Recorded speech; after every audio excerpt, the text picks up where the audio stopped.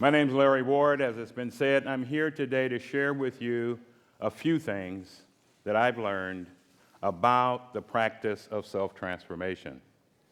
I also have good news and bad news. We cannot escape inventing ourselves. This impulse to invent ourselves, this creative process called self-invention or I-making, is in our bones, it's embedded in our genes, and is always stirring in our hearts and minds, no matter how dormant these energies may seem to be. It remains our sacred birthright and our sacred responsibility. A poem for you.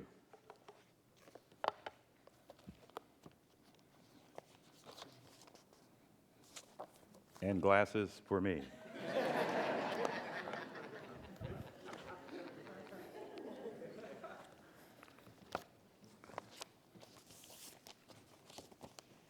White and red dogwood trees reach toward the blue sky.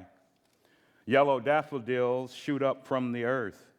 Bright forsythia everywhere, swaying in the gentle breeze. The warmth of the sun, the freshness of spring is in me too. Opening, growing, smiling to life. There's not much time left. The earth continues to turn, and I am certain now of what I must do. I am out of rhythm with the one who knows. I steal moments to come home to myself in the still of the night. I sing the songs of silence. At the dawn of the day, I find my breath in the gentle mist. Robins sing outside my window. I hear the sound of ducks winging their way over the pond. It takes time to offer the best to myself. And I have not had it, and it makes me sad. A beam of moonlight changed everything. A ride on the perfume river brought me all the way home. Floating candles on dark water, heart wishes drifting across the rivers of time. Please stay in the pagoda, says the abbot, if only I could. I am here now, waking up in the changing room of my soul's department store. I am becoming what my young self once knew, gazing at stars from the attic window, following a yellow and green caterpillar on the sidewalks of Cleveland to new worlds. Books, poems, songs, preaching love and being in love is all I ever wanted.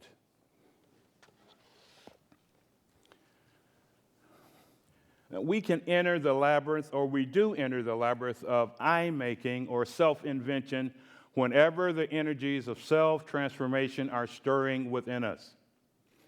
And if we bring unwise attention or no attention at all to this process, we run the risk of inventing a self which upon reflection we may rather not be, or a self that remains a shadow of our true potential, or a self which seems frozen in past characters that no longer fit the play of our precious life. My first visit to give a speech in California was some years ago, and at the time I was living and working in New York City, and I showed up dressed as if I was giving a talk in New York City. 30 seconds after I stood up and after I was introduced, a note came from the back of the room, and it said, "Please, sir, remove your tie. You're making all of us really uncomfortable. Welcome to California." Now, the labyrinth of I-making, when we bring consciousness to it, It's a journey within the landscapes of our own hearts and minds, and in it we can discover turns and passages of awakening to uncertainty, to longing, to realization. Now, how does one walk this path, navigate this labyrinth with dignity, patience, and insight?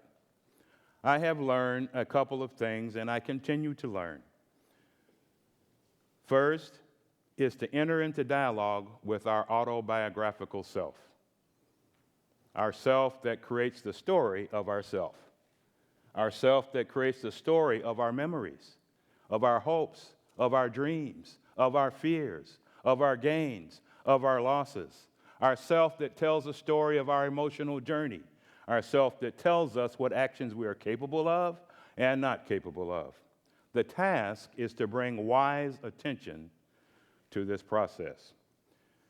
Two practices that I have used and learned that have helped me continue this journey. First is asking authentic questions.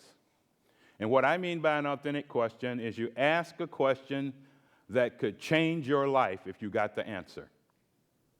Second is developing the skill to acknowledge and align the nourishments of your own becoming.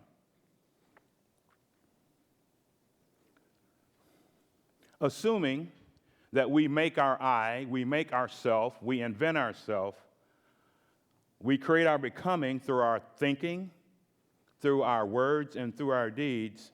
These 7 questions I have found helpful, but I'm sure there are more. But these are 7 I've actually worked with. What identities am I no longer making?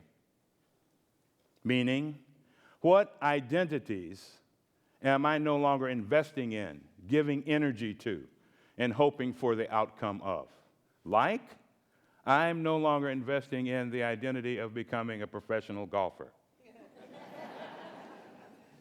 which at one time was not out of the question, according to others. I am no longer giving energy to operating a successful florist business in Asheville, North Carolina. It didn't work out. Second question, what identities am I currently investing in, giving energy to, and being sustained by? I'm completing my dissertation on Buddhism, meditation, and neuroscience. And, for example, what kind of self is emerging because of this work, or what kind of becoming is likely to occur because this is the activity I'm currently investing in, engaging in, and hoping for. Number 4, is this emerging self peaceful, happy, compassionate, or not? Ask your friends. Ask your loved ones if the new self that's emerging is worth living with. Number 5, am I entangled in self-images and scripts and mind maps that are causing suffering for me or for others? Scripts. Damien has already done a wonderful job of illuminating some of the scripts. I can't. I'm already defined. My story fits my level of expectations. But check into your own self-image, your own script. I mentioned I'm working on a dissertation, and the first script I had to get over was that I'm the oldest student in my class. I got over it, because I'm also one of the more successful students in my class. Now, conduct an inventory, if you dare, of your lifestyle, and ask yourself, what do I maintain? What do I keep? What do I improve? And what do I gracefully throw away? So one of the things I'm throwing away is the education and cultural assumptions I've had about retirement equals endless summers on the beach. But come up with your own list. What do you keep? What do you improve, and what do you throw away? In filling out the blank space on my tombstone, I would say he or she lived and died passionate about what? I used to do a seminar, and the first conversation of the opening night was, we used to call the tombstone conversation. This used to freak people out. But I have discovered in my own experience that conversation, amongst 1,000 conversations I've involved in my whole life, is the most important one in terms of making myself, in terms of inventing myself, or reinventing myself. Now, the secret of wise action upon these questions comes to a process that the Buddhist tradition describes based on a teaching that basically says, nothing can live without food. Our identities require nourishment. There is a movie some time ago called Little Shop of Horrors. And in it is a florist who finds a small plant that he begins, he discovers this plant can live and grows blood. However, in order for the plant to continue to grow, the florist has to start to feed it people. And it gets bigger, and the more people it eats, the bigger it gets. Our identities are like that. Self-transformation is daring to check in. Check in. What identities are you nourishing? Because I sometimes discover I am feeding a part of myself I'd rather not become. Or I am underfeeding a part of myself that I really want to be. 4 kinds of nutriments in this teaching. First is edible food, what you actually eat on a day-to-day basis. I won't go into the details because I want to read you another poem before I'm done. Edible food impacts your body, it impacts your mind, and it impacts the world. A friend of mine who used to live in Tokyo, I went to visit after a long time on a business trip, and I met him, and he was on a new diet, and he was going 700 miles an hour in a 30-mile zone. And I said to him, I think your diet may not be quite balanced. Sensory impressions and contact, what we see, hear, think, and feel and touch nourishes us. The beautiful author of The Rape of Nanking, who committed suicide in 2004, when people entered her apartment, her room was filled with images of horror and tragedy. And I don't mean we don't need to pay attention to tragedy. I mean that's not all we have to nourish ourselves with.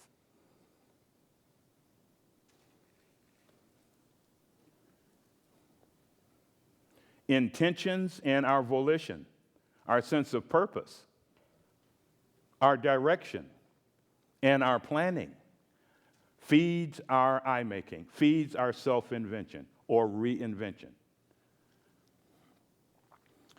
What are you planning to do with the rest of your life? Have you trained yourself to recognize the difference between what's urgent, what's necessary, and what's important? I've discovered, even in consulting with top CEOs, most of us have not. Feed your I-making with a fresh vision that expresses your deepest intention and how you can use your gifts and talents in this world. Habit energies is the 4th nourishment. Patterns, repeated patterns of how we think, how we speak, how we do. There's a great story from Buddhism. The monks and the Buddha are out walking one morning, and a farmer who lives near the monastery is coming down the road on his horse, and one of the monks turns to him and says, "Where are you going so fast?" And the farmer says, "I don't know, ask the horse." If we are not careful, we end up living like that farmer, where our patterns are driving us this way and that. Learn to acknowledge your comfort zones, your well-being zones, your frozen zones, your victim zones, your happiness zones, and what feeds them. I'm going to read the last poem that I wrote for you. Enter your life like a great epic poem. Ride the colors of change with the wind, unafraid and unattached. In the light of the coming and going of all things, savor the stars in the dark blue sky. Trust the sun in your heart to guide you home. Here between earth and sky, listen. Hear your own footsteps in the leaves of time. Fix your gaze on the horizon of the not yet, but stay in this moment and ask this great symphony, what is my instrument? What is my music? What is my song? And then surrender to the crucible's alchemy, and it becomes the mandala of your holy life. Cross the lake of life's great mystery like a swan, embodying grace, embodying peace, embodying compassion as you head toward the other shore.